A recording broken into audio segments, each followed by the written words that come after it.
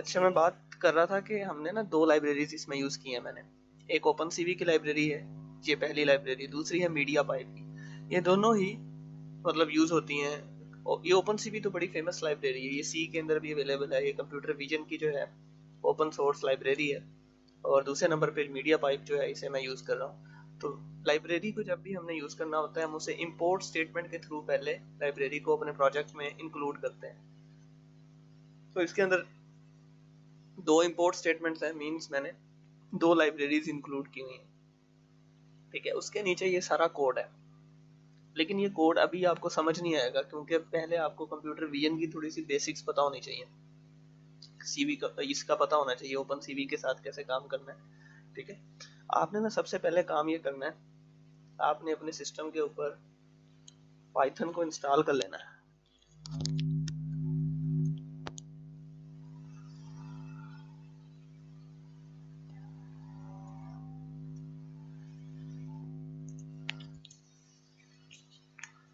आपने ना यहाँ पे जाना है डाउनलोड पाइथन पे।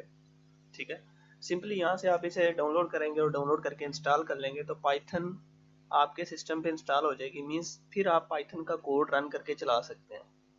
जब भी हम पाइथन को इंस्टॉल कर लेते हैं तो उसके बाद जो है ना, पाइथन का हमारे साथ एक छोटा सा कंपाइलर जो है ना, आईडीई हमारे पास इंस्टॉल हो जाता है ऑटोमेटिकली इसके साथ ही।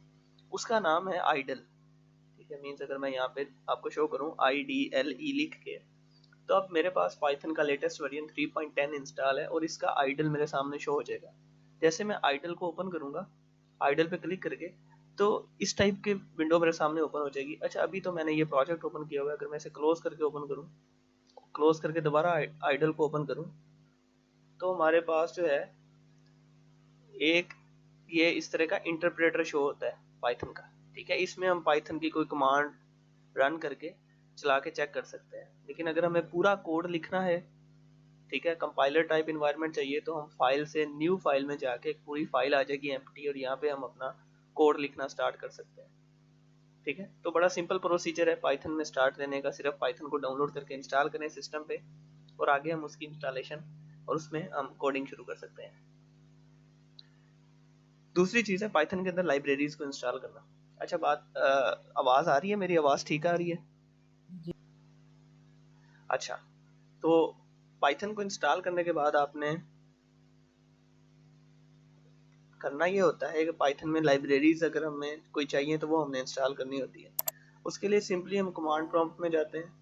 ये मैं कमांड प्रॉम्प्ट अगर सामने नज़र आ रहा हो आप इसका, तो हम पिप के थ्रू पाइथन की बहुत सारी लाइब्रेरीज इंस्टॉल कर लेते हैं। मीन्स पिप इंस्टॉल, और मुझे कोई लाइब्रेरी चाहिए जो मैं ऑलरेडी सर्च कर चुका हूँ कि मुझे इस काम में फलां लाइब्रेरी जो है वो काम दे सकती है।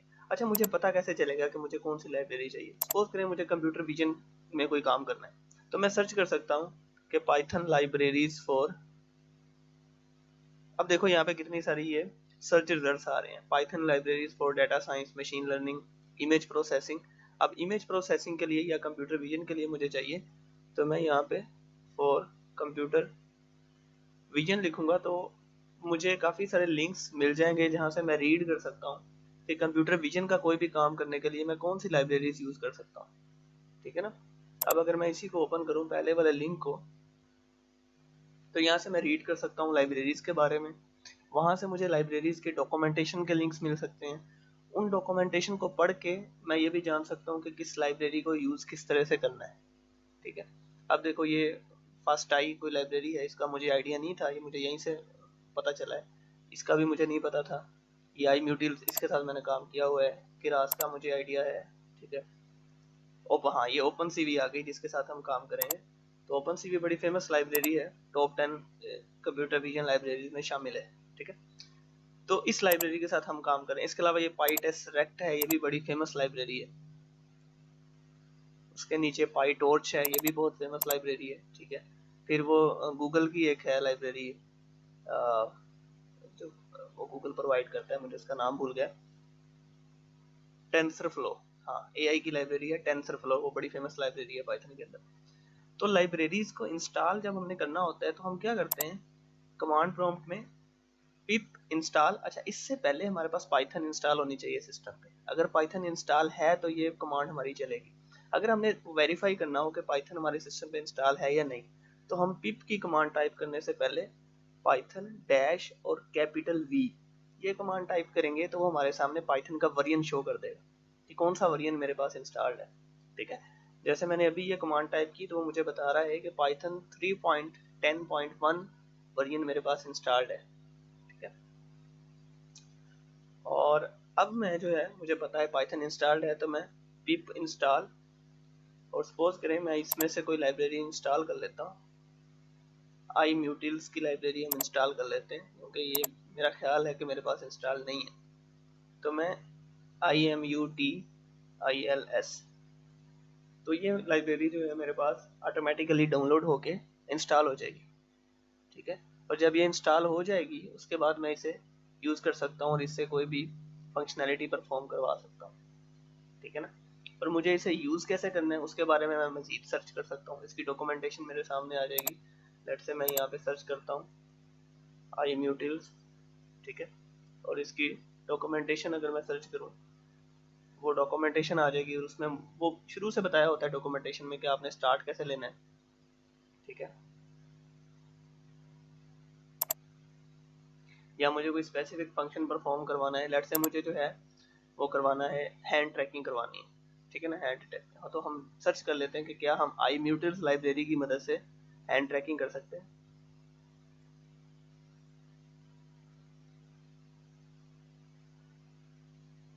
हैंड ट्रैकिंग पाइथन, तो मुझे पता नहीं है कि इसके अंदर होती है हैंड ट्रैकिंग या नहीं होती, क्योंकि मैंने तो डिफरेंट लाइब्रेरी यूज़ की है। लेकिन कहने का मतलब यह है कि हम इस तरह से लिख के हम सर्च कर सकते हैं कि किसी लाइब्रेरी से हमने स्पेसिफिक फंक्शन परफॉर्म करवाना है तो कैसे करवा सकते हैं। अब यहाँ पे हमारे सामने वीडियोस भी आ गई हैं, हैंड गेस्चर कंट्रोल, अच्छा ये भी एक इसी टाइप से रिलेटेड चीज़ है, motion detection and tracking, hand tracking system using OpenCV। तो ये काफ़ी सारे लिंक्स हमें जो है वो मिल जाएंगे जहाँ से जो हमारे लिए हेल्पफुल साबित हो सकते हैं। ठीक है, मेन तो OpenCV लाइब्रेरी है ना जिस पे बनेगा। हाँ मेन नहीं हम कह सकते, वो इस तरह हम कह सकते हैं कि OpenCV जो है बेसिकली वो एक ओपन सोर्स लाइब्रेरी है। मीन्स कि उसकी जो है ना कम्युनिटी बहुत स्ट्रॉन्ग है, ज़्यादातर लोगों ने उसके अंदर काम किया हुआ है और काफ़ी पुरानी लाइब्रेरी है। मीन्स फर्स्ट टाइम शायद जो OpenCV है वो 2005 में आई थी फर्स्ट वर्जन उसका, फिर 2009 में सेकंड वर्जन आया, फिर 2015 में थर्ड वर्जन आया। तो इस वजह से OpenCV काफ़ी पुरानी लाइब्रेरी है। ठीक है, तो उसके अंदर लोगों का एक्सपीरियंस ज़्यादा है, उसके ऊपर आपको ज़्यादा वो मिल जाएंगे, ट्यूटोरियल्स मिल जाएंगे ज़्यादा, तो इसलिए OpenCV वो काफ़ी इम्पोर्टेंस रखती है। ठीक है ना, लेकिन इसका मतलब ये नहीं है कि OpenCV के अलावा लाइब्रेरीज नहीं है हमारे पास, उसके अलावा भी लाइब्रेरीज अवेलेबल है। मतलब कहने का मतलब ये है, ठीक है ना, बात समझ आइए जी सर। कि एक ही काम के लिए हमारे पास मल्टीपल लाइब्रेरीज हो सकती हैं। सही है, ये हम पे है कि हम कौन सी लाइब्रेरी यूज करते हैं, वो हमारी मर्जी है। ठीक हो गया। अच्छा ये अब देखो ये iMutils जो है ये हमारे पास इंस्टॉल हो चुका है। ठीक है, तो इस तरह से हम लाइब्रेरीज इंस्टॉल करते हैं। अब हमने वेरीफाई करना है कि iMutils वाकई इंस्टॉल हो गया, तो हम अपने आइडल को ओपन करेंगे। ये आइडल मेरे पास ओपन था, ये शेल मेरे सामने ओपन है आइडल का, और अगर मैं इसमें इंपोर्ट iMutils लिखूं और कोई भी एरर मेरे पास ना आए, इट मीन्स कि ये लाइब्रेरी मेरे पास सक्सेसफुली इंस्टॉल हो चुकी है। ठीक है ना, एक और पॉइंट बड़ा मजे का है कि लाइब्रेरी जो है ना वो असल में एक कलेक्शन ऑफ कोड्स होता है। लाइब्रेरी क्या होती है कि वो एक काफ़ी सारा कोड होता है जो इकट्ठा करके उन्होंने एक पैकेज की शक्ल में, एक फाइल की शक्ल में हमें दे देते हैं। ठीक है, तो अब अगर हम इस चीज़ को import iMutils लिखते हैं, इसका मतलब है इस फाइल के अंदर जितना भी कोड है वो हमारे प्रोजेक्ट के अंदर शामिल हो चुके हैं। अगर हमने देखना हो कि ये लाइब्रेरी इंस्टॉल होने के बाद इसके फाइलें कहाँ पर पड़ी हैं, तो हम कमांड जो टाइप कर सकते हैं प्रिंट। अच्छा पाइथन के अंदर ना डिस्प्ले करवाने के लिए सिंपल प्रिंट स्टेटमेंट इस्तेमाल होती है, जैसे सी लैंग्वेज में printf यूज होती है, C++ में cout यूज होती है। तो पाइथन के अंदर सिंपल प्रिंट स्टेटमेंट है किसी भी चीज को डिस्प्ले करवाने के लिए। हमें ये देखना है कि ये iMutils लाइब्रेरी कहाँ पर जाके डाउनलोड हुई है, तो हम प्रिंट iMutils, और पाइथन के अंदर एक बाय डिफॉल्ट फंक्शन है अंडरस्कोर अंडरस्कोर, यानी 2 दफा अंडरस्कोर डालेंगे, फाइल फिर से अंडरस्कोर अंडरस्कोर। जब भी हम किसी लाइब्रेरी के नाम के साथ डॉट लगा के underscore underscore file underscore underscore लिखेंगे और इंटर करेंगे तो हमारे सामने उसका पाथ आ जाएगा जहां पर वो लाइब्रेरी इंस्टॉल्ड हुई है। वो इस सारे पाथ के अंदर मेरे जहां पर भी ये पाथ है वहां पर जाकर ये लाइब्रेरी पड़ी है। अगर मैं इसे देखना चाहूँ तो मैं इस पाथ को यहाँ से कॉपी करूंगा और मैं यहाँ से फाइल एक्सप्लोरर में आके यहाँ पे इसे टाइप करता हूँ और जैसे इंटर करूंगा तो ये देखो अब ये मेरे सामने ओपन हो गई है। अब इसके अंदर ये इतनी सारी फाइलें पड़ी हैं, यानी ये सारी पाइथन की फाइलें हैं। .py, meta.py, object detection. इसे मैं राइट क्लिक करके अगर पाइथन के साथ ओपन करूँ विद आइडल तो आप देखोगे कि इसके अंदर काफी सारा पाइथन का कोड पड़ा है ऑलरेडी। ठीक है, तो जब हम इस लाइब्रेरी को अपने प्रोजेक्ट में शामिल करते हैं उसका मतलब ये है कि हम ये इतनी सारी फाइलें उठा के अपने प्रोजेक्ट में शामिल कर रहे हैं। ठीक है, तो अभी देखो फोल्डर है, फोल्डर के अंदर मजीद फाइलें हैं। तो जब भी हम ये एक इंपोर्ट स्टेटमेंट लिखेंगे, इंपोर्ट iMutils, इसका मतलब है कि हमने ये इतनी सारी जो फाइलें थी सारी की सारी उठा के अपने प्रोजेक्ट के अंदर शामिल कर ली हैं और हम इनसे कोई ना कोई काम ले सकते हैं। बात समझ आती है? पाइथन के अंदर काम करना बड़ा इजी है। हाँ अच्छा, कुछ कहना चाह रहे थे आप?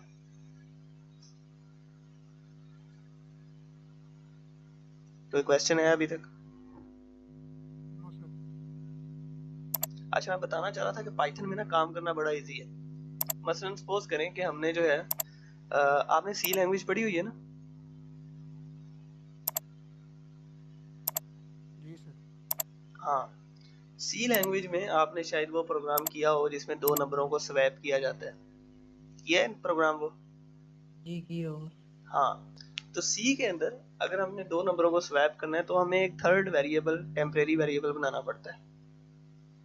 Yes sir. ऐसे ही है ना? लेकिन पाइथन में ये काम बड़ा इजी है, हमें कोई टेम्परेरी वेरिएबल नहीं बनाना पड़ता। सपोज करें स्वैप हम का फंक्शन, पाइथन में ना बहुत वहाँ से पे काम जो हैं जो सी के अंदर फंक्शन हमारे। दिया होगा। जी जी, क्या कह रहे हो? आपकी आवाज कट रही है। मैं कह रहा हूँ वहाँ पे स्वैप का फंक्शन दिया हुआ। स्वैप का फंक्शन तो नहीं है, लेकिन इसके अंदर पाइथन के अंदर बाय डिफॉल्ट फंक्शनैलिटी है। बहुत सी चीज़ों के लिए फंक्शंस भी हैं। ठीक है, लेकिन जी अब जी। जो स्वैप वाला है वो काम बड़ा आसान है। सपोज करें हमारे पास ए एक वेरिएबल है। पाइथन में एक और मज़ा ये है कि पाइथन में हमें डाटा टाइप स्पेसिफाई नहीं करनी पड़ती। मैंने एक वेरिएबल ए बनाया और ए के अंदर मैं चाहे नंबर सेव कर दूं मैं, या चाहे उसमें स्ट्रिंग सेव कर दूं, वो ऑटोमेटिकली डिटेक्ट कर लेगा कि इसके अंदर जो चीज़ सेव की है मैंने तो उसकी डाटा टाइप क्या है। ठीक है, तो a इज इक्वल टू 10 और b इज इक्वल टू 20 अगर मैं लिखूं तो बस ये सिंपल सा इसमें प्रोसीजर है वेरिएबल्स बनाने का। एक और पाइथन में फायदा ये है, पाइथन में हमें सेमी कोलन नहीं लगाना पड़ता। ठीक है, लगा दो तो भी ठीक है, ना लगाओ तो भी ठीक है, तो हम एक और परेशानी से बच जाते हैं। ठीक है, अब सपोज करें a हमारे पास 10 है और b 20 है। ठीक है, और हमने अगर पाइथन के अंदर वेरिएबल्स को स्वैप करना है, हम पहले इन दोनों की वैल्यूज प्रिंट करवा लेते हैं। Print a comma b। अगर हम सिर्फ इधर तक इसको रन करें पहले तो इसे 10 और 20 शो करवाना चाहिए।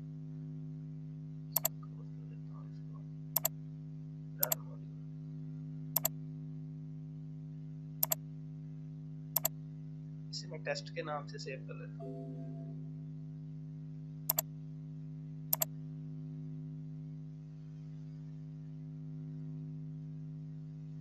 अच्छा, तो 10 और 20 मेरे सामने शो हो रहा है क्योंकि फर्स्ट वैल्यू मैंने a की प्रिंट करवाई है और सेकंड b की। अब मैंने अगर इन्हें स्वैप करना है तो मैं a comma b is equal to b comma a, बस ये सिंपल सा प्रोसीजर है और ये स्वैप हो जाएंगे। अब मैं अगर दोबारा से प्रिंट करवाऊं a कोमा b, अच्छा अब हम इसे पहले ये प्रिंट होगा a कोमा b की वैल्यू स्वैप होने से पहले और बाद में प्रिंट करेगा स्वैप होने के बाद। अब हम इसे रन करते हैं तो अब देखो नीचे वो स्वैप हो चुकी है वैल्यूज और पहले उसने 20 को डिस्प्ले करवाया बाद में 10 को। तो मतलब देखो सी में जो काम हमें 3-4 लाइनों में करना पड़ रहा था इसमें वो एक लाइन में हो रहा है। बात समझ रहे हो?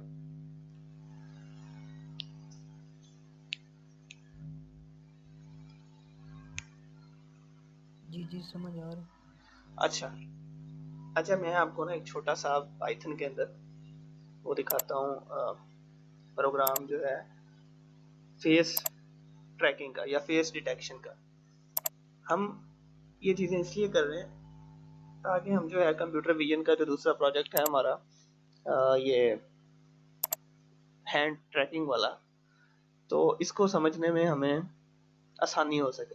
इसके अंदर अगर मैं इस फाइल को ओपन करूं तो इसके अंदर बहुत सी चीज़ें हैं जो आपको ऐसे ही समझ नहीं आएंगी, ठीक है ना। मैं ये कोड भी आपको प्रोवाइड कर दूंगा, लेकिन मसला ये है कि इस कोड को समझने के लिए आपको थोड़ी सी बेसिक्स आनी चाहिए कंप्यूटर विजन की, ठीक है। मैं इससे पहले आपको एक बड़ा सिंपल उसमें ये दिखाता हूँ, फेस डिटेक्शन वाला कोड पाइथन का। अच्छा, ये अब पाइथन का कोड है और ये टोटल इसमें कोई मेरा ख्याल है 8-10 लाइनें होंगी। और ये कोड जो है इसकी मदद से हम एक तस्वीर में से फेस डिटेक्ट कर सकते हैं। अब हमें ये भी पता है कि फेस डिटेक्शन जो है वो बेसिकली एआई के अंदर आता है, ठीक है। तो इंतहाई सिंपल है, पाइथन के अंदर हमने ये लाइब्रेरी यूज़ की है कंप्यूटर विजन की, CV2 इंपोर्ट CV2 जब हम लिखते हैं तो बेसिकली ये ओपन CV की लाइब्रेरी को इंपोर्ट करने के लिए हम CV2 का लफ्ज़ यूज़ करते हैं, ठीक है। ओपन CV को हम इंपोर्ट ओपन CV करके इंपोर्ट नहीं कर सकते, जो इसका मतलब इसका जो लिखने का तरीका है ये है, ओपन CV को हम CV2 लिख के इंपोर्ट करते हैं। तो अब ओपन CV के अंदर एक ऑलरेडी मेथड पड़ा है, एक ऑलरेडी फाइल पड़ी है कास्केड क्लासिफायर जिसे हम कहते हैं, और इस फाइल के अंदर ये ऑलरेडी टाइम वो भी लाइब्रेरी है, जी ये जो टाइम है ये भी लाइब्रेरी है। हाँ, ये भी लाइब्रेरी है, बिल्कुल टाइम की लाइब्रेरी हमने इंपोर्ट की है। और यहाँ पे हमने टाइम इस लाइब्रेरी के अंदर पड़े एक फंक्शन को कॉल किया है, टाइम डॉट स्लीप, ठीक है। ये बेसिकली यूज करते हैं हम कोड को थोड़ी देर के लिए रोकने के लिए, तो 0.1 मिली सेकेंड के लिए, मीन बहुत थोड़े वक्फे के लिए वो कोड को स्टॉप करता है यहाँ पे। लेकिन इसको हम रिमूव भी कर सकते हैं क्योंकि अभी हमें इसकी ज़रूरत नहीं है। पहले मैं वीडियो पे काम कर रहा था इसको, तो वीडियो क्योंकि थोड़ा टाइम लेता है कैमरा स्टार्ट होने में, तो तब मैंने इसको लगाया हुआ था। तो टाइम बेसिकली एक लाइब्रेरी है। अच्छा, अब यहाँ पे यहाँ पे अभी इसको समझते हैं। अच्छा, पहले मैं इसको आपको चला के रन करके दिखाता हूँ। हम इसके अंदर प्रोसेस कर रहे हैं इस तस्वीर को, me_111.png, और ये तस्वीर, ये मेरी इमेज है जो डेस्कटॉप पे पड़ी है, ठीक है। ये इमेज है, इसके अंदर से मैं एक्चुअली काम कर रहा था इसके, हाँ, मैं डिटेक्ट कर रहा था राइट आई को, ठीक है, कि राइट आई को, आंख को डिटेक्ट करे हमारा प्रोग्राम जो है। देखो ना, अब प्रोग्राम को क्या पता कि आंख क्या चीज़ है, नाक क्या है, आंखें क्या हैं और चेहरा क्या है, ठीक है। लेकिन अब ये उसको कैसे डिटेक्ट करेगा आंख को। मैं इस प्रोग्राम को रन करूँ अगर, तो जहां पर मेरी राइट आई है वहां पर इसने एक रेड ट्राइंगल, सॉरी ये रेक्टेंगल ड्रा कर दिया, ठीक है। अब देखो, हालांकि ये एक कंप्यूटर सॉफ्टवेयर है, ठीक है, लेकिन हम, हालांकि इंसान जो है ना, हम वो बड़े अच्छे होते हैं चीज़ों को पहचानने पे, लेकिन ये कंप्यूटर विजन इसी चीज़ का नाम है कि हम कंप्यूटर्स को ये चीज़ें सिखा दें कि उन्होंने इमेज में से चीज़ों को आइडेंटिफाई कैसे करना है। अब मैं जो ये काम कर रहा हूँ, मैं इस ओपन CV लाइब्रेरी की मदद से कर रहा हूँ। यहाँ पे जो फाइल मैं इंपोर्ट कर रहा हूँ, ये वाली फाइल, इस फाइल के अंदर वो सारे फीचर मौजूद हैं जो एक आंख के फीचर्स हो सकते हैं, ठीक है। अब वो फीचर सारे के सारे मुझे लिखने नहीं पड़े, क्योंकि वो इस लाइब्रेरी को बनाने वालों ने ऑलरेडी एक फाइल की शक्ल आँख में के अलावा, यहाँ पर शामिल कर आँख के दिया। अलावा किसी आंख के अलावा हम बहुत सी चीज़ें डिटेक्ट कर सकते हैं, अभी हम डिटेक्ट करके देखेंगे उनको। मैं इस पाथ पे जाता हूँ जहाँ से मैंने ये फाइल इंक्लूड की है। इस फाइल को हम कहते हैं कास्केड्स, ठीक है। ये बेसिकली कास्केड्स होते हैं ओपन CV के अंदर। आप लोगों ने ऐसा करना है, कास्केड्स को थोड़ा सा स्टडी भी कर सकते हैं आप, लेकिन अभी आपको ज़रूरत नहीं है। खैर, अगर आप कंप्यूटर विजन के अंदर ज़्यादा डिटेल में जाना चाहें फिर आप कास्केड्स को स्टडी कर सकते हैं। यहाँ पे ये कास्केड मैंने नाम लिखा भी हुआ है, कास्केड क्लासीफायर। अच्छा, पहले मैं इस पाथ पे जाता हूँ और वहाँ पे देखते हैं हमारे पास कौन कौन से कास्केड्स अवेलेबल है CV2 लाइब्रेरी के अंदर। तो मैं यहाँ पे आ जाऊँगा, तो अब देखेंगे ये हर कास्केड आई के लिए है, ये आई ग्लासेस को डिटेक्ट करने के लिए है, ये कैट का फेस डिटेक्ट करने के लिए है, ये कैट फेस एक्सटेंडेड है, ये फ्रंटल फेस है, मतलब फ्रंट फेस डिटेक्ट करने के लिए। मैंने जो ज़्यादा कास्केड का फाइल यूज़ किया, मैं ये फाइल यूज़ करता हूँ, फ्रंटल फेस डिफॉल्ट, ये फ्रंट फेस को डिटेक्ट करने के लिए यूज़ होती है। अच्छा, मैं इसको यूज़ करके दिखाता हूँ। इसका मैं नाम यहाँ से कॉपी करता हूँ और ये पाथ हमने पहले ही उसके अंदर लिखा हुआ है अपने प्रोग्राम में, तो मैं जाके यहाँ से एंड पे फाइल की जो कास्केड फाइल है वो चेंज कर देता हूँ। मैं अब यहाँ पे फ्रंटल फेस की फाइल दे रहा हूँ। मीन्स अब ये जो है प्रोग्राम ये हमारी दी गई तस्वीर में से पूरे फेस को डिटेक्ट करेगा और फेस के इर्द गिर्द वो रेक्टेंगल ड्रा कर देगा। ठीक है ना, मैं रन करके दिखाता हूँ इसे। जैसे हम इसे रन करेंगे तो ये कुछ हुआ नहीं, मैंने कहीं इसे मिस्टेक तो नहीं कर दी कहीं पे।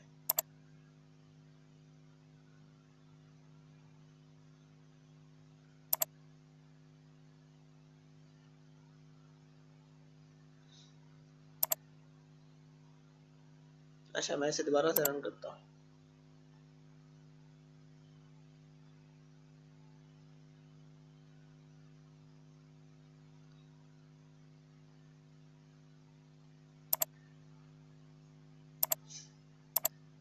ये इस इमेज पे काम नहीं कर रहा, हालांकि इसे करना चाहिए। खैर हम यहाँ पे इमेज चेंज करके देखते हैं, मेरी कोई और यहाँ पे इमेज पड़ी होगी। मैं अपनी कोई तस्वीर चेंज करके इसे देता हूँ। मैं ये तस्वीर देता हूँ इसे हम डेस्कटॉप पे रख लेते हैं। अच्छा,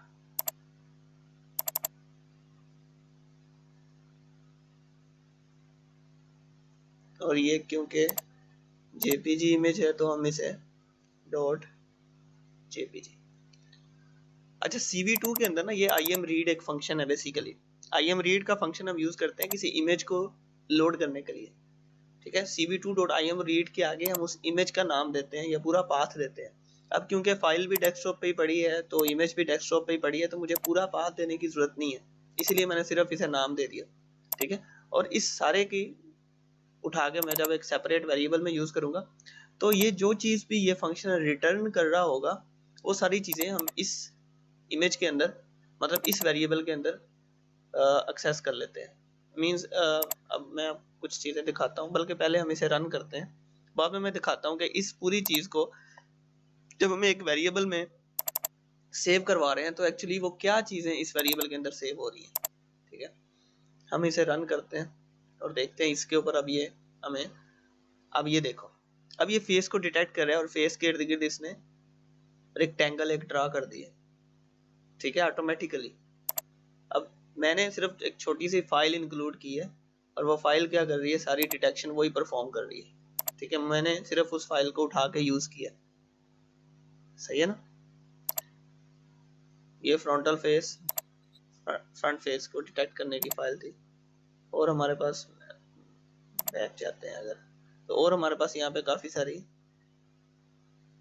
फाइल्स पड़ी। ये लाइसेंस प्लेट को रिकॉग्नाइज करने के लिए भी फाइल मौजूद है हमारे पास। ठीक है,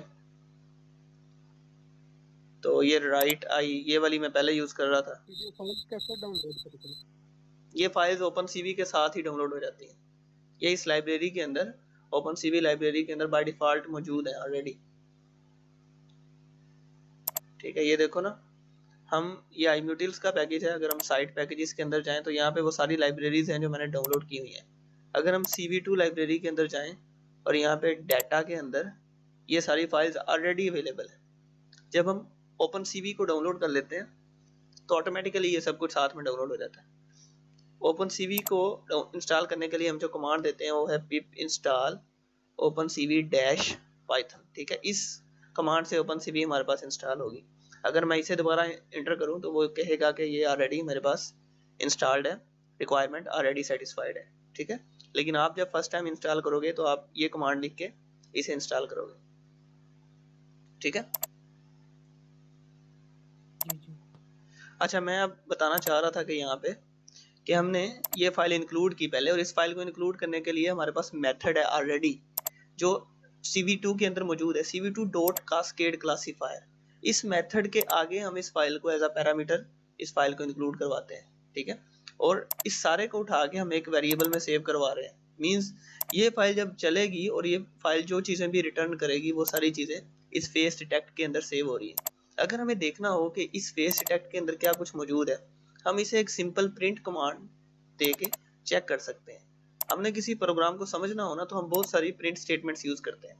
ठीक है, अब हमने समझना है कि ये फेस डिटेक्ट के अंदर क्या कुछ पड़ा है, तो पाइथन के अंदर बड़ा आसान चीज है, इसके अंदर कुछ भी पड़ा है ना तो हम डायरेक्ट प्रिंट कमांड देंगे और वो चीज प्रिंट हो जाएगी। जबकि सी के अंदर देखो, अगर हमने इंटीजर को प्रिंट करवाना हो हमें वो फॉर्मेट स्पेसिफायर यूज करना पड़ता है, हमने फ्लोट वैल्यू को डिस्प्ले करवाना हो तो हमें अलग चीजें करनी पड़ती हैं। लेकिन इसके अंदर बड़ा आसान है, प्रिंट लिखो, आगे वो चीज दे दो तो वो चीज डिस्प्ले हो जाएगी। अब मैं इसे दोबारा से रन करता हूँ, ठीक है, और अब देखते हैं ये फेस डिटेक्ट के अंदर क्या कुछ पड़ा है। अच्छा अब देखो, ये इमेज तो खैर डिस्प्ले हो रही है, तो फेस डिटेक्ट के अंदर बेसिकली इस कास्केड क्लासिफायर की आईडी पड़ी है, ठीक है, मींस वो ओपनसीवी ने अपनी कोई आईडी वहां पे स्पेसिफाई की होगी तो वो इसके अंदर पड़ी है।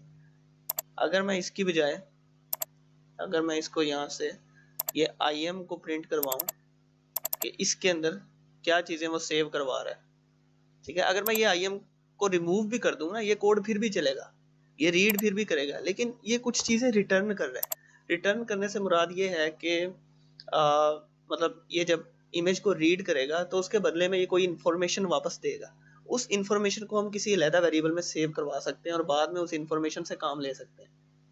बात समझ आई है?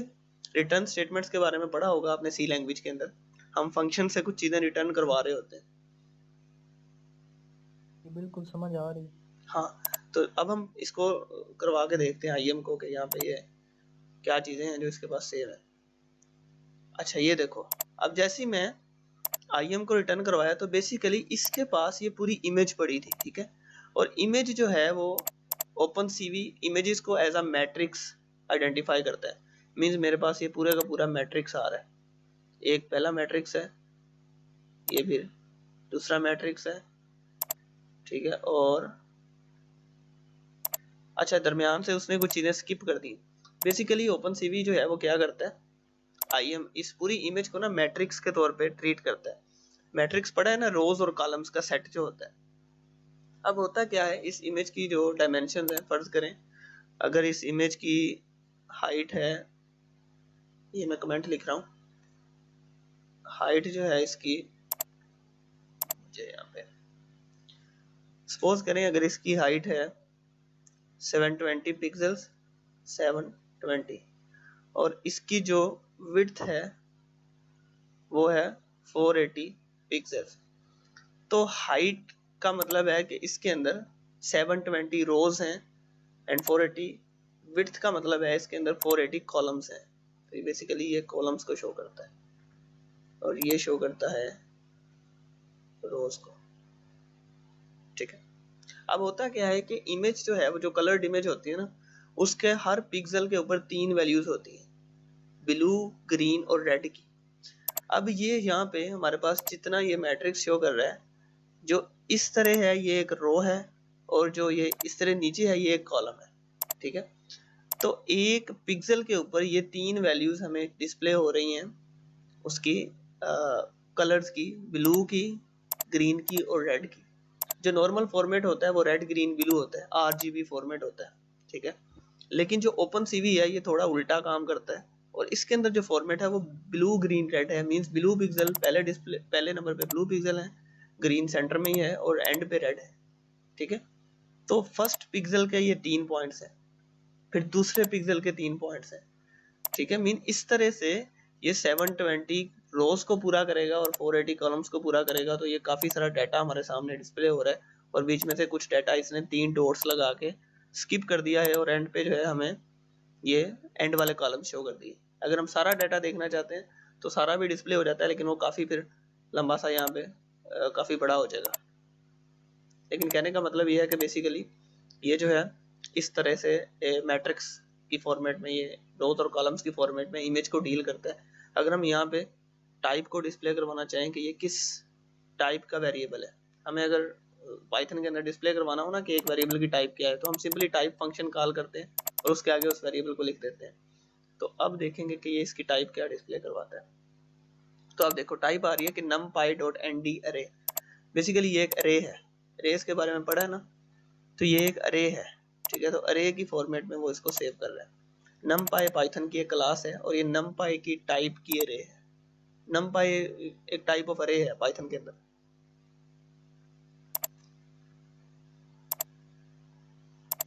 अच्छा खैर हम वापस चलते हैं। अगर हम यहाँ पे ना, इसके अंदर बड़ा मजे का फंक्शन है और वो ये है कि हम इसकी im print im dot shape अगर हम करें तो शेप एक बिल्ट इन फंक्शन है जिसको हम इस इमेज के ऊपर कॉल कर सकते हैं ओपन सीवी के अंदर।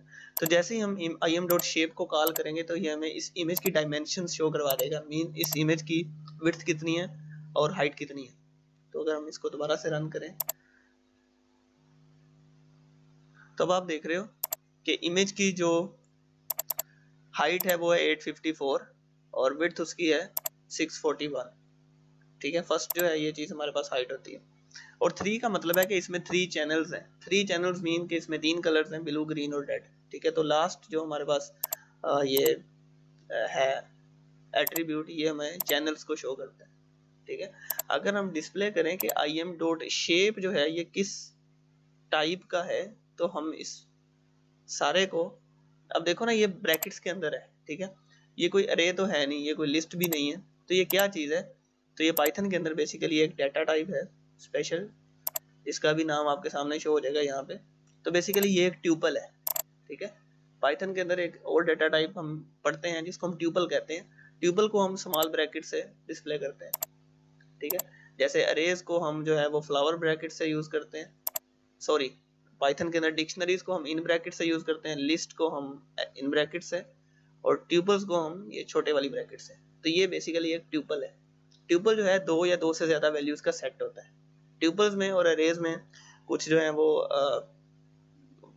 डिफरेंशिएशन है जिनको आप रीड कर सकते हैं। ठीक है, लेकिन ये चीजें पढ़ाने का मकसद ये है बताने का कि हम किस तरह से, हमने अब इसकी टाइप देख ली, हमें पता चल गया ये ट्यूपल है। अब फर्ज करें हमें नहीं पता कि ट्यूपल क्या होता है, तो हम उस बारे में सर्च कर सकते हैं।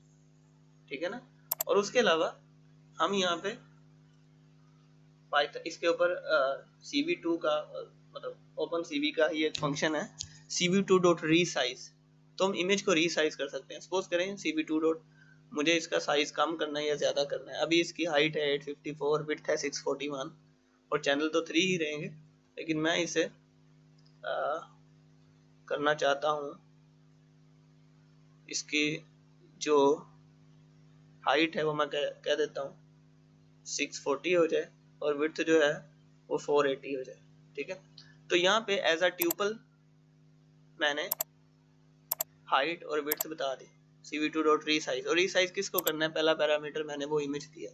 ठीक है, अब अगर मैं इस इमेज को डिस्प्ले करवाता हूँ, जो कि यहाँ पे मैं डिस्प्ले करवा भी रहा हूँ cv2.imshow। ठीक है, तो अब जो है इसकी जो इमेज है वो रीसाइज हो चुकी होगी। इसे प्रिंट करवाते हैं, दोबारा से रन करवाते हैं। तो आई थिंक हमें इसे अलग एक वेरिएबल देना चाहिए, हम इसे रीसाइज्ड कह देते हैं। तो अब यहाँ पे डिस्प्ले करवाने के लिए हम इसको डिस्प्ले करवाते हैं रीसाइज्ड। तो अब इसका साइज मॉडिफाई हो चुका होगा। अब देखो, अब इसका साइज जो है वो मॉडिफाई हो चुका है और हम इसे डिस्प्ले जो भी रीसाइज वाली इमेज को करवा रहे हैं। ठीक है, तो इस तरह से हम इसको रीसाइज भी कर सकते हैं। तो cv2 के अंदर काफी सारे फंक्शंस हमारे पास अवेलेबल है। बहरहाल, अच्छा अभी तक मुझे ये बताओ कुछ चीजें समझ आई हैं? जी सर। अच्छा लगा मुझे। कुछ कोई क्वेश्चन हो अभी तक?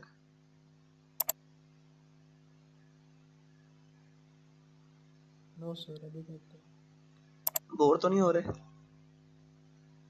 नहीं सर, नई अगर नई चीजें सीखने को मिल रही हैं, बोर कैसे हों। असल में ना जो कुछ नए लोग होते हैं ना, हम भी नए थे तो हमारे साथ भी ऐसे ही होता था। तो हम ना समझते हैं कि प्रोग्रामिंग जो है ना वो हम एक दफा सीख लेंगे और फिर सारी जिंदगी हम उस सीखे हुए पे लगे रहेंगे। ऐसे नहीं होता। प्रोग्रामिंग के अंदर ना जो एडवांस्ड प्रोग्रामिंग है ना, basically advanced programming, advanced Google searching को कहते हैं। अगर आपकी गूगल सर्च स्ट्रॉन्ग है ना, तो आप खुद को एक प्रोग्रामर कह सकते हैं। ठीक है, हम नॉर्मली जो बेसिक प्रोग्रामिंग है ना वो सब लैंग्वेजेस में सेम होती है।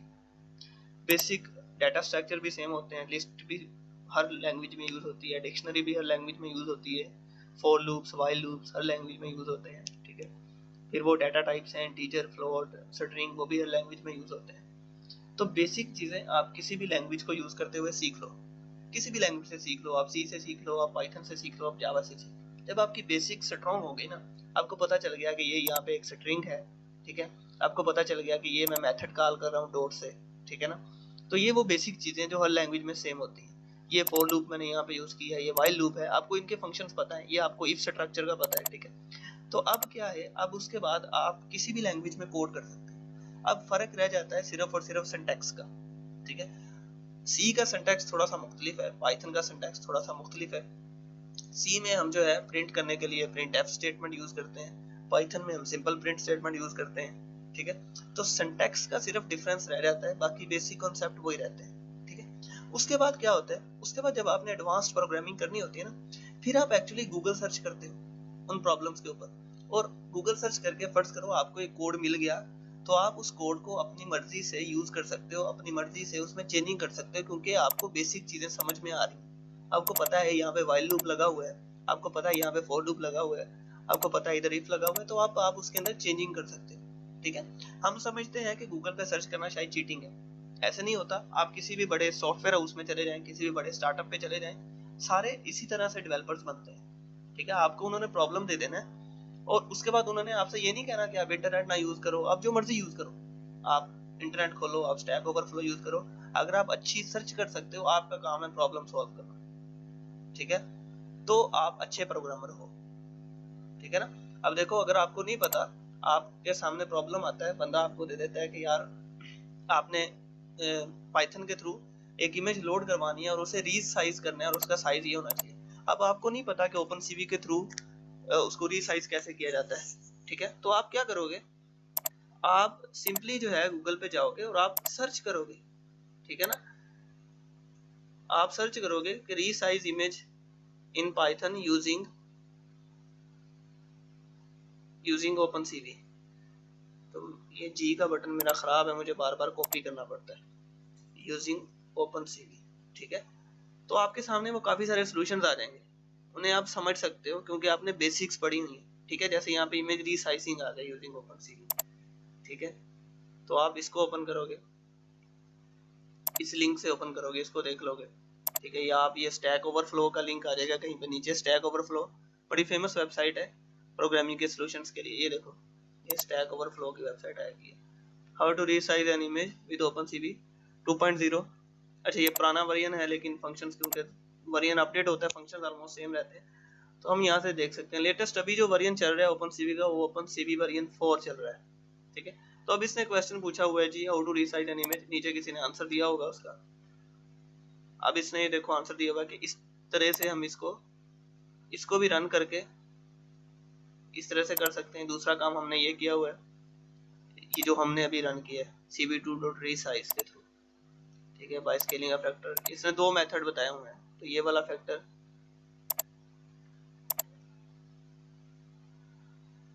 अच्छा, तो हम क्या कर सकते हैं, जब हमारे सामने प्रॉब्लम आता है तो हम इस कोड को देख के और इसे समझ के इसमें चेंजिंग कर सकते हैं। अब जैसे ये क्या काम कर रहा है, img.shape, और यहाँ पे ये स्लाइसिंग कर रहा है, इसे हम स्लाइसिंग कहते हैं, तो ये स्ट्रिंग स्लाइसिंग कहते हैं इस चीज को।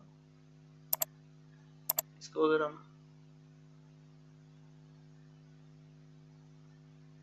अच्छा, ये बेसिकली क्या कर रहा है, ये इनकी वैल्यूज उठा रहा है शेप में से, हाइट और विड्थ की, और उनको सेव कर रहा है हाइट और विड्थ के वेरिएबल में।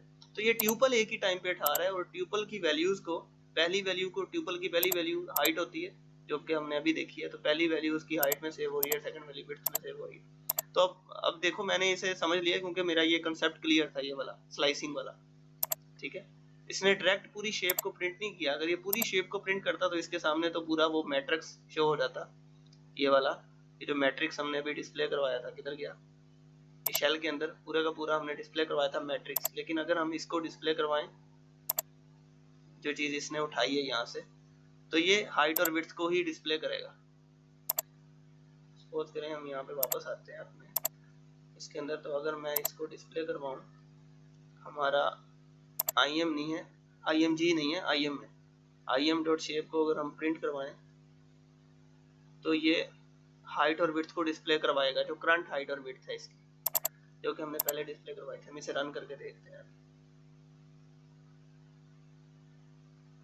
हाँ, देखा, तो अब देखो मैंने, अब मुझे इससे अंदाजा हो गया कि ये क्या कर रहा है यहाँ पे, और वो हाइट और विड्थ उसकी डिस्प्ले होगी, और चैनल उसने स्किप कर दिया क्योंकि वो सिर्फ दो वैल्यूज उठा रहा है, ठीक है, वो दो वैल्यूज उठा रहा है। अगर मैं यहाँ पे 3 कर दूं तो वो चैनल की वैल्यूज भी साथ में डिस्प्ले होगी, मैं अगर यहाँ पे इसको यहाँ से 3 कर दूं, मुझे 3 ही करना चाहिए, हाँ मुझे 3 ही करना चाहिए। तो अब जो है यहाँ पे वो आप देखो, अब तीनों वैल्यूज वो डिस्प्ले करवा रहा है। चैनल क्या है? चैनल बेसिकली कि कितनी टाइप की कलर स्कीम इसमें यूज हुई है। चैनल का मतलब है, मतलब 3 अगर चैनल है, इसका मतलब ब्लू, ग्रीन और रेड 3 कलर से मिलकर इमेज बनी है। अगर चैनल्स 2 होंगे इट मीन्स कि ये ग्रे स्केल इमेज है, ठीक है। ये ओपन सीवी के अंदर फंक्शन भी है इमेज को ग्रे इमेज में कन्वर्ट करने का, जो कि यहाँ पे किया भी हुआ है। क्योंकि फेस डिटेक्शन जब हम कर रहे होते हैं ना, तो वो कलर्ड इमेज पे फेस डिटेक्शन नहीं कर सकता जो ओपन सीवी है, तो हमें इमेज को कन्वर्ट करना पड़ता है ग्रे इमेज में। मैं इसे लूप की बजाय, बल्कि ये ग्रे के अंदर पड़ा है तो हम इस ग्रे को भी डिस्प्ले करवा लेते हैं। यहाँ पे ग्रे इमेज को भी डिस्प्ले करवाते हैं, cv2.im show और कोमा डाल के, ये ग्रे इमेज मेरी इस के अंदर सेव है तो हम इसे भी डिस्प्ले करवाते हैं। तो अब दोनों कलर्ड और ग्रे इमेज दोनों डिस्प्ले होंगे मेरे पास। हाँ ये देखो, ये ग्रे इमेज है और ये कलर्ड इमेज है। ग्रे इमेज क्योंकि मैंने ओरिजिनल इमेज को रीसाइज किया था तो वो ग्रे अपने सही वाले साइज पे ही आ रही है, लेकिन जो कलर्ड इमेज है उसको क्योंकि मैंने सिर्फ उस अकेली को रीसाइज किया था तो रीसाइज वो दूसरे वाली हुई है। अगर मैं ग्रे इमेज को भी रीसाइज कर दूं तो ये भी मुझे यहाँ पे मैं IM को ग्रे कर रहा हूँ ना, IM अपनी ओरिजिनल डिमेंशन में है। जैसे मैं यहाँ पे रीसाइज कर दूंगा तो अब ये भी मुझे उसी तरह के साइज में डिस्प्ले होगी। हाँ तो अब ये देखो, ये जो है बेसिकली ग्रे इमेज है। ग्रे इमेज के अंदर चैनल 2 होते हैं, मीन्स कि अगर मैं ग्रे इमेज को डिस्प्ले करवाऊँ, उसके प्रॉपर्टीज को, उसकी ग्रे इमेज की शेप को प्रिंट, और हम करते हैं ग्रे डॉट शेप 3। अच्छा पहले हम इसे यहाँ पे डिस्प्ले करवा लेते हैं कि फॉर ग्रे इमेज, कि ये ग्रे इमेज वाले हैं, ग्रे इमेज। अच्छा अब हम इसे दोबारा से रन करते हैं, इनवैलिड सिंटैक्स, ठीक है। अच्छा यहाँ पे कोमा आएगा।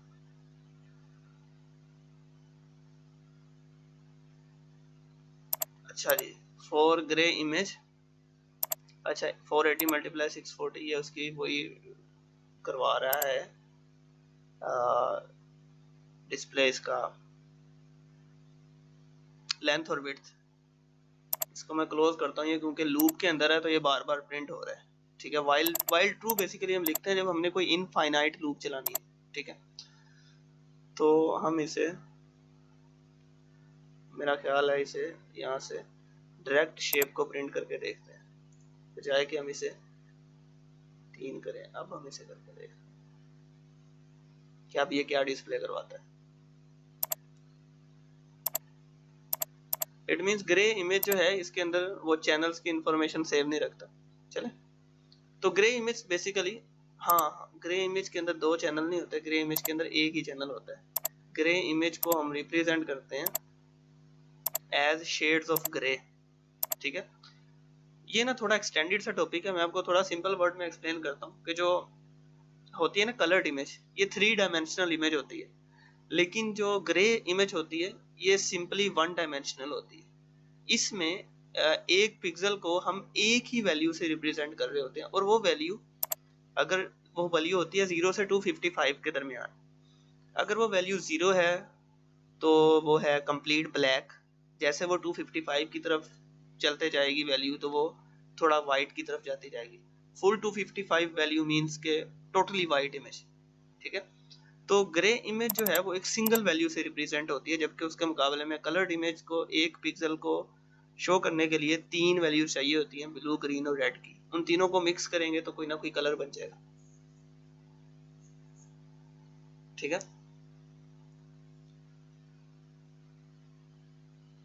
अच्छा यहाँ पे हम, आप देखो यहाँ पे हमने क्या किया, पहले इमेज को कन्वर्ट किया है ग्रे के अंदर। CV2 का फंक्शन है CVT कलर, इसका मतलब है कन्वर्ट कलर। इसमें हम पहला जो पैरामीटर देते हैं वो इमेज देते हैं जिसको कन्वर्ट करना है, ठीक है। हम यहाँ पे रीसाइज वाली इमेज दे रहे हैं, लेकिन हम अपनी ओरिजिनल इमेज जो कि IM के अंदर पड़ी है वो दे सकते हैं। और दूसरे नंबर पे हम बताते हैं उसे कि किस में कन्वर्ट करना है इसे, CV2.color_। आगे प्रॉपर्टी है ये इसकी, ब्लू ग्रीन रेड BGR जो है ये इसका बाय डिफॉल्ट होता है, OpenCV जिसके अंदर इमेज लोड करती है। BGR टू ग्रे का मतलब है कि इसे ग्रे में कन्वर्ट कर दो। अब ये सारी जो ग्रे इमेज है वो इसके अंदर पड़ी है, ठीक है। अब हमने एक फेस डिटेक्ट के ऊपर, ये जो फेस डिटेक्ट है इसके अंदर हमारा कास्केड क्लासीफायर पड़ा है। इसके अंदर जो फंक्शन मौजूद है डिटेक्ट मल्टी स्केल का, हमने वो रन किया। ये डिटेक्ट मल्टी स्केल फंक्शन जो है ना, ये ग्रे इमेज लेता है और आगे 2 पैरामीटर्स लेता है, और ये एक्चुअली कॉन्फिडेंस होता है कि कितने कॉन्फिडेंस के ऊपर हम इसे जो है ना, मतलब सपोज करें अब एक इमेज है उसके ऊपर वो फेस डिटेक्ट नहीं कर पा रहा, तो हम इन वैल्यूज को चेंज करके टेस्ट कर सकते हैं। 1.3 और 5 जो है ये कुछ सेफ किस्म की वैल्यूज हैं। अगर मैं इसको यहाँ पे 10 कर दूं और इसे 1.5 कर दूं, तो अब देखते हैं इस पे क्या असर पड़ता है कि अब ये फेस को डिटेक्ट करता है या नहीं करता। तो ये बेसिकली कॉन्फिडेंस होता है। इसको हम क्लोज कर देते हैं। बेसिकली हमें जो है अब रीसाइज वाला हमने देख लिया था, तो हम ये ग्रे वाली को खत्म कर देते हैं डिस्प्ले करना, और यहाँ पे ओरिजिनल इमेज को डिस्प्ले करते हैं। अब हमें पता चलेगा। अच्छा, तो ये इसको डिस्प्ले कर रहा है। हम अपनी वो पुरानी इमेज लोड करके देखते हैं जिसके ऊपर ये डिटेक्ट नहीं कर पा रहा था। तो हम इन वैल्यूज में चेंजिंग करके, me_11 उसका नाम था, इन वैल्यूज में चेंजिंग करके चेक कर सकते हैं कि कहाँ पे हमारे लिए ये काम कर रहा है या नहीं, ठीक है। ये कॉन्फिडेंस वैल्यूज होती है। तो me_11.png फाइल, png, ठीक है। इसे करके देखते हैं। इसके ऊपर ये डिटेक्ट नहीं कर पा रहा, ठीक है। इसके साथ कोई प्रॉब्लम है। 1.7 एंड इसे हम करके देते हैं 3। तो ये एक हिट एंड ट्रायल किस्म की चीज है। मींस हम जितना ट्राई करते जाएंगे उतना हमारी प्रोग्रामिंग स्किल्स इंप्रूव होती जाएंगी। हाँ, अब देखो, अब इसने डिटेक्ट कर लिया, ठीक है। अब देखो, पहले ये बिल्कुल डिटेक्ट नहीं कर पा रहा था। बात समझ आई है? हेलो, जी सर। हाँ, तो इस तरह से जो है ना हम अपनी इमेजेस के ऊपर काम कर सकते हैं। और ये 2 पैरामीटर्स हैं किस चीज़ के, इसके बारे में हम डिटेल भी पढ़ सकते हैं। हमें सपोज करें ना एक फंक्शन समझ नहीं आ रहा, हमें नहीं पता ये डिटेक्ट मल्टी स्केल फंक्शन क्या चीज़ है, तो हम बाकायदा इसको रीड कर सकते हैं कि ये कौन कौन से पैरामीटर लेता है।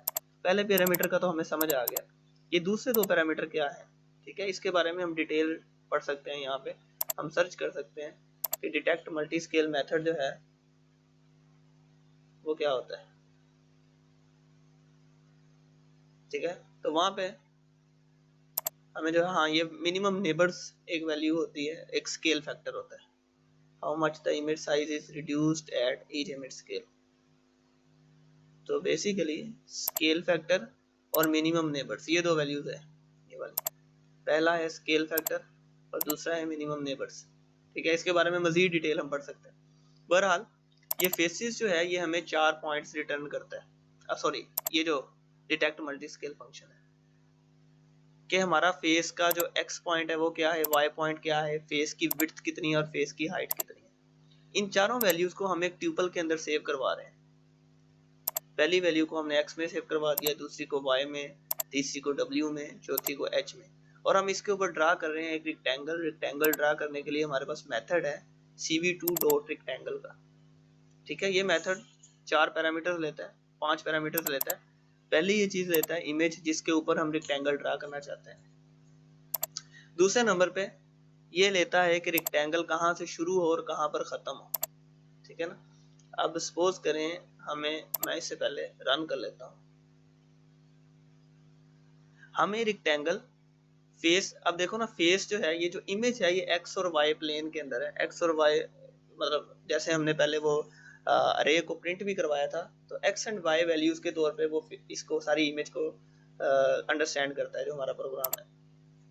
तो जब उसने डिटेक्ट कर लिया कि फेस यहाँ पर है, तो वो बेसिकली किस तरह से अपने पास सेव करेगा कि फेस कहाँ पर है। वो फेस की x position mean x plane पे कहाँ से स्टार्ट हो रहा है फेस, जो कि यहाँ से स्टार्ट हो रहा है, और वाई पोजीशन, ठीक है, वाई प्लेन के ऊपर हमारे पास कहाँ पर फेस स्टार्ट हो रहा है, इसकी हाइट कितनी है इस तरह से, और फेस जो है यहाँ से लेकर यहाँ तक इसकी विड्थ कितनी है, ठीक है ना।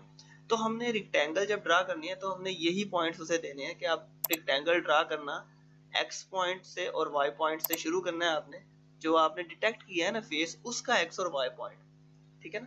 फिर खत्म कहाँ पे करना है, एक्स के अंदर विड्थ को ऐड कर देना है, मींस के आपने ट्रायंगल ड्रा करनी है यहाँ से लेकर यहाँ तक, जहां तक उसकी विड्थ है, ठीक है। और फिर आपने हाइट उसकी कितनी रखनी है, वाई पॉइंट में आपने हाइट को ऐड कर देना है, मींस जो वाई उसकी वैल्यू होगी उसके अंदर ये इसको हाइट को ऐड करेगा, क्योंकि वाई जो है वो हमारे पास हाइट के ऊपर होता है और हॉरिजॉन्टली जो विड्थ के ऊपर है वो हमारी एक्स वैल्यूज होती है।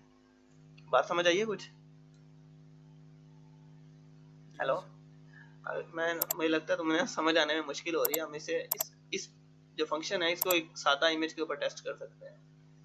पोस्ट करो, मैं यहाँ पे एक न्यू फाइल बनाता हूँ, ठीक है, और हम यहाँ पे इंपोर्ट cv2 करते हैं और पहले इसको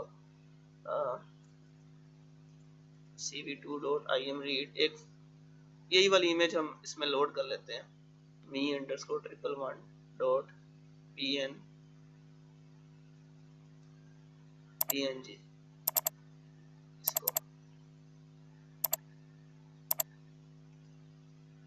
png, ठीक है।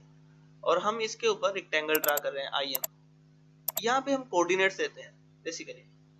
अच्छा, सपोज करें हम इसे 0,0 से स्टार्ट हो ये रेक्टेंगल, और रेक्टेंगल जो है वो जाए 10,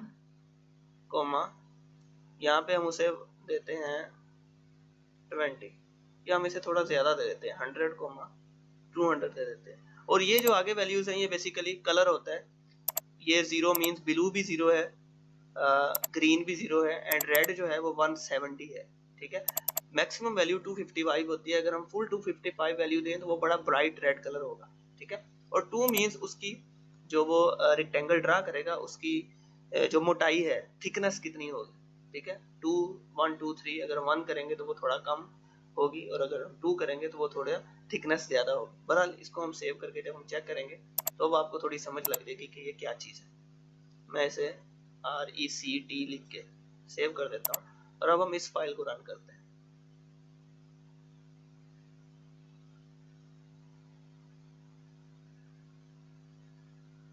किधर गया, ये रन नहीं हुआ।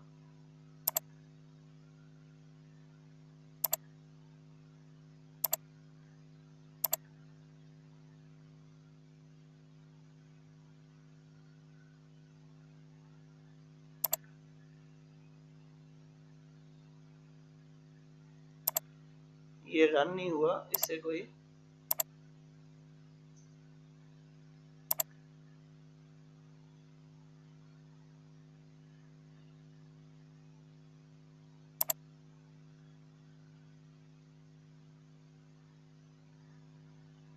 कोई प्रॉब्लम कर रहा है, मुझे लगता है इस इमेज के साथ कोई प्रॉब्लम है।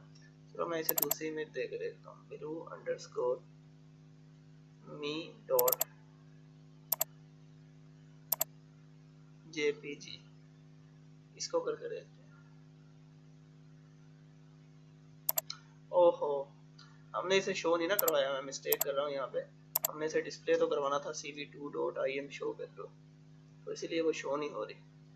पहले में हम पैरामीटर में उसका टाइटल देते होते हैं, तो हम टाइटल कुछ नहीं दे रहे, हम यहाँ पे शो हमने im को करवाना है, ठीक है। अब ये डिस्प्ले हो गया हमारे सामने। हाँ, तो अब देखो जब मैंने इसे डिस्प्ले किया ना तो ये रेक्टेंगल कहाँ पे आ रही है, ये 0 0 यहाँ पे होता है कोऑर्डिनेट हमेशा कंप्यूटर स्क्रीन का। 0 0 यहाँ से शुरू हो रही है पहला पॉइंट, और सेकंड पॉइंट जो हमने उसे दिया वो ये वाला पॉइंट था, ठीक है। और ये जो दरमियान वाले पॉइंट है वो उसने खुद ही उठा ली, ठीक है। ये वाला पॉइंट था, मींस ये 100, x यहाँ पे 100 है और y यहाँ पे है 200, ठीक है। यहाँ पर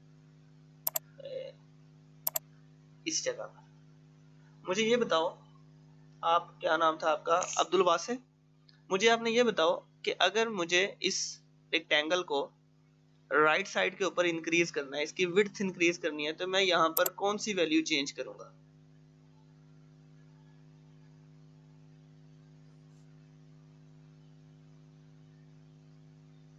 ये जो 0 0 है ये नहीं चेंज करेंगे? 100 0 0 को चेंज करेंगे अगर मुझे इसकी विड्थ इंक्रीज करनी है, विड्थ इंक्रीज करनी है राइट साइड के ऊपर, ट्राइंगल इसको रेक्टेंगल को राइट की तरफ बढ़ाना है। 100 को चेंज करेंगे, 100 को बढ़ाएंगे विड्थ को। 100 को हम 250 कर देते हैं। आप इसे रन करते हैं।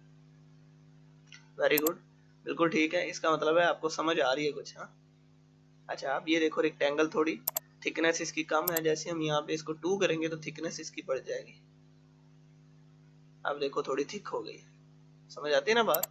अगर हम यहाँ पे कलर इसको 0 कर दें, रेड को 0 कर दें, दरमियान वाले को 255 कर दें तो फुल ग्रीन शो होगी है।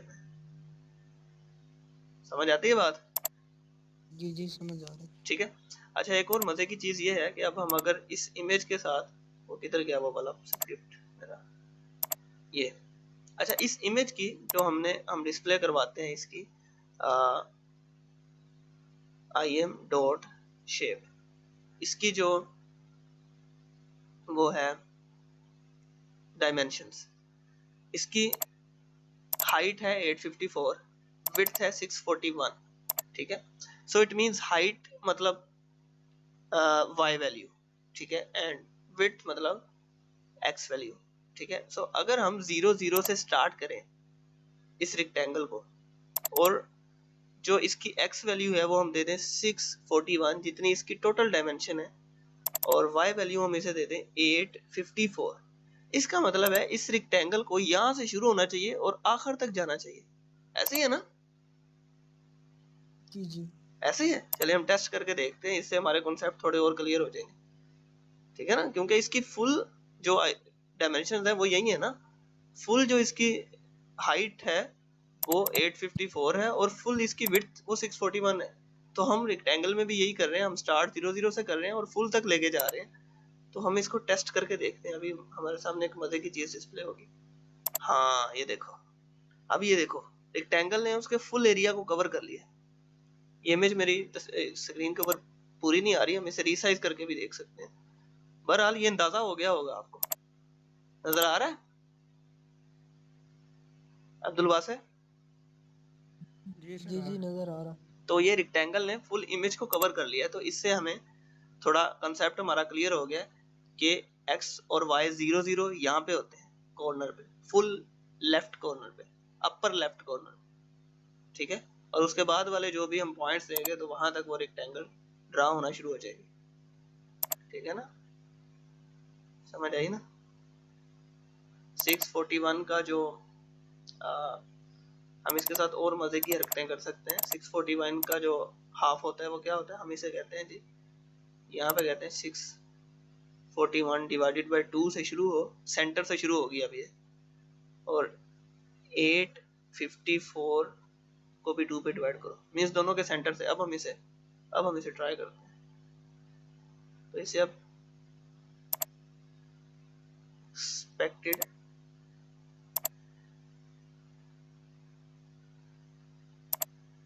641 डिवाइडेड बाई 2, हम इसे लहदा टाइप करते हैं P1 641 डिवाइडेड बाई 2 और इसे इक्वल टू डालते हैं, और P2 हम इसे कह देते हैं 854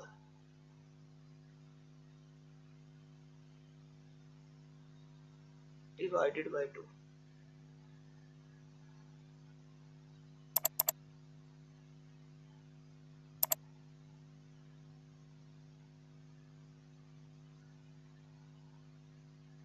P1 P2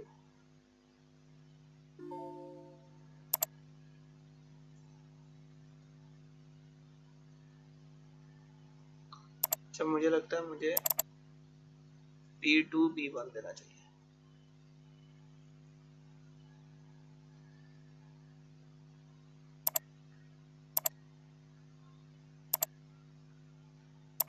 index 0 as a wrong type. अच्छा ये कुछ प्रॉब्लम्स कर रहा है।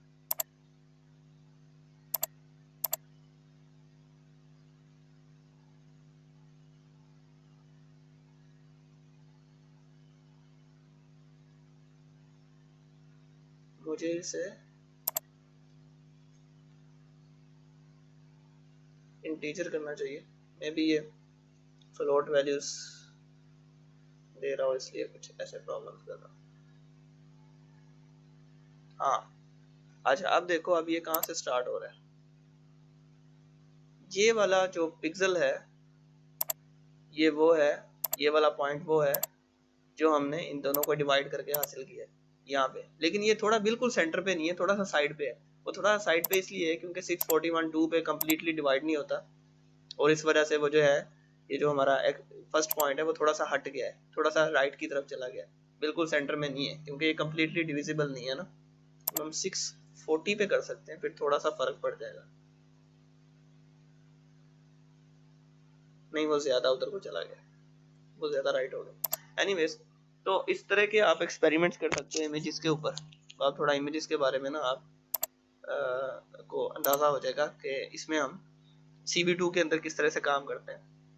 फेस डिटेक्शन वाला हमने देखा है अभी, छोटा सा स्क्रिप्ट है और इसमें हम फेस डिटेक्ट कर रहे हैं, ठीक है। हम इसको लाइव ग्रे वीडियो, मतलब मुझे समझ नहीं आ रहा, क्या मतलब चीज? ग्रे क्यों ग्रे ये वेरिएबल का नाम है सिंपली, और इसमें हम ग्रे इमेज को सेव करवा रहे हैं, हमने कन्वर्ट किया है। ग्रे के अलावा कुछ और भी नाम दे सकते हैं? हाँ कोई भी नाम दे दो, यहाँ पे कोई डिफरेंट सैंपल नाम दे दो, ठीक है।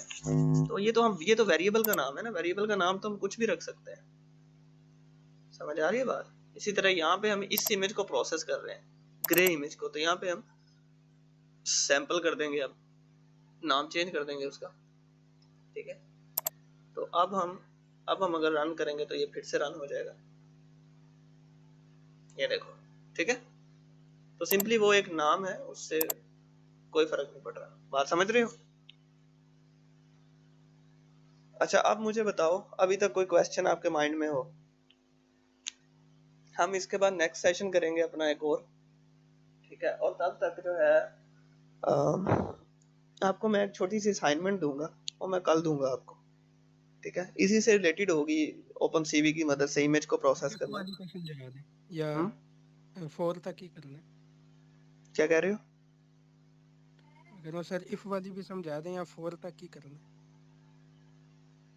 ये इफ वाला, अच्छा ये बेसिकली सिंपल सी स्टेटमेंट है कि cv2 डॉट वेट की इज इक्वल टू, ये हमने उसे बताया है कि अगर कीबोर्ड से यूजर क्यू की प्रेस करता है तो आपने इस लूप को ब्रेक कर देना है। मींस आप फिर प्रोग्राम को लूप ब्रेक हो जाएगी, और उसके बाद हमने ये फंक्शन कॉल किया डिस्ट्रॉय ऑल विंडोज, तो ये हमारी जितनी भी ओपन सीवी ने इमेजेस वगैरह ओपन की होंगी वो हमारी क्लोज हो जाएंगी। जैसे मैं इसे रन करता हूँ F5, तो अब मैं अगर कीबोर्ड से Q का बटन दबाऊंगा तो ये क्लोज हो जाएगा। अब देखो मैंने Q प्रेस किया तो ये प्रोग्राम खत्म हो गया। तो बेसिकली ये इस चीज को हैंडल कर रहा है कि अगर की जो प्रेस की है मैंने कीबोर्ड से वो Q है तो वो प्रोग्राम क्लोज हो जाए, ठीक है ना। IM शो का फंक्शन इमेज को डिस्प्ले करवाता है, तो हम IM जो हमारी ओरिजिनल इमेज है, कलर इमेज, उसको डिस्प्ले करवा रहे हैं, और ये उसका टाइटल है। टाइटल कुछ भी दे दो, वो जरूरी नहीं है आपने इमेज ही देना है, ठीक है ना। तो ये वो चीज़ है, समझ आ रही है बात। अभी तो हम सिंगल इमेज के ऊपर फेस डिटेक्शन करवा रहे हैं, लेकिन हम वीडियो के ऊपर भी करवा सकते हैं।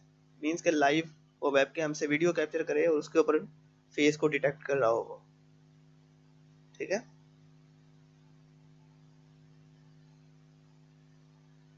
ठीक है। तो फिर ये अ, जो पिक का लिंक है उसके बजाय वीडियो का लिंक दे देंगे फिर होगा? हाँ हम यहाँ पे बेसिकली वीडियो का, यहाँ पे IM रीड की जगह, तो अगर हमने वीडियो देना हो ना तो cv2 डॉट वीडियो कैप्चर का फंक्शन है हमारे पास, वीडियो कैप्चर, और यहाँ पर हम वीडियो का लिंक देते हैं। और अगर हमने वेब कैम से इसे गेट करना हो तो फिर हम यहाँ पे सिंपली कोई नंबर देते हैं। अगर जीरो का मतलब है कि एक ही वेब कैम हमारे सिस्टम के साथ लगा हुआ है तो हम जीरो दिख देंगे। दो वेब कैम है तो हम 1 दबाएंगे तो सेकंड वेब कैम ऑन हो जाएगा, 2 दबाएंगे तो थर्ड वेब कैम ऑन हो जाएगा। तो हम cv2 डॉट वीडियो कैप्चर का फंक्शन यूज करेंगे वीडियो से लेने के लिए, बाकी सारा प्रोसेस वही रहेगा, ठीक है। क्योंकि वीडियो जो होती है ना वो बेसिकली इमेजेस का हाँ, कम्बिनेशन मैंने होती है। अक्सर देखा कि वो क्या कह नाम रहे और हो? एज भी लिख के अक्सर आ जाते हैं उस पे। क्या कह रहे हो? आजकल जब हम लाइव जा रहे होते हैं तो अक्सर मैंने देखा कि एज भी आ जाती है एज हाँ डिटेक्शन। बेसिकली बिल्कुल बिल्कुल बिल्कुल, वो एज डिटेक्शन के लिए भी हमारे पास लाइब्रेरीज हैं, ठीक है। तो वो डिटेक्ट कर रहा होता है पर्सन के फेस से कि ये कितनी एज का बंदा हो सकता है। टेंसर फ्लो हमारे पास बड़ी फेमस लाइब्रेरी है एआई की, उससे इस तरह के काम बड़े आसानी से हो जाते हैं, ठीक है। टेंसर फ्लो, तो टेंसर फ्लो जो है ये काफ़ी हाईली डिमांडिंग लाइब्रेरी है। टेंसर फ्लो ये एआई की लाइब्रेरी है, डीप लर्निंग और मशीन लर्निंग के इसमें काफ़ी सारे प्रोजेक्ट्स हो जाते हैं, ठीक है। तो इसमें ये चीज़ें हो जाती हैं, इसमें एज भी डिटेक्ट हो जाती है, इसमें और बड़े काम हो जाते हैं। मीन्स जैसे आपने वो कैम स्कैनर की ऐप यूज़ की है? जी।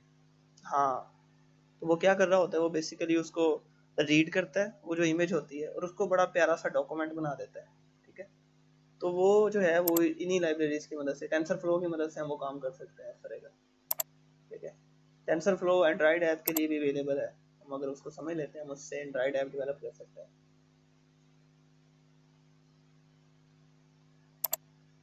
तो बहरहाल आज ये थोड़ा सा ना ये ओपन सीवी का इंट्रोडक्शन था हमारे पास, ठीक है। तो आपने ना एक काम करना है, एक आपकी असाइनमेंट नंबर 1 जो है वो ये है कि हमारे पास जो लाइब्रेरी है मीडिया पाइप, जिससे मैं हैंड ट्रैकिंग करवा रहा था, मीडिया पाइप, इसको आपने रीड करना है और उसकी डॉक्यूमेंटेशन को रीड करना है। जब मीडिया पाइप लिख के सर्च करोगे ना तो यहाँ पे ये मीडिया पाइप का पहला इसकी डॉक्यूमेंटेशन का ही लिंक है। डॉक्यूमेंटेशन में वो बताएगा शुरू से इस लाइब्रेरी को कैसे यूज़ करना है, ये होती क्या है, ठीक है। तो इसको आपने रीड करना है और मुझे बताना है आपको क्या समझ आया है। इससे हम ये फेस भी डिटेक्ट कर लेते हैं इस तरह से। ये देखो इसमें काफ़ी सारे प्रोजेक्ट्स हैं। अब इसमें ये हैंड्स है, ठीक है।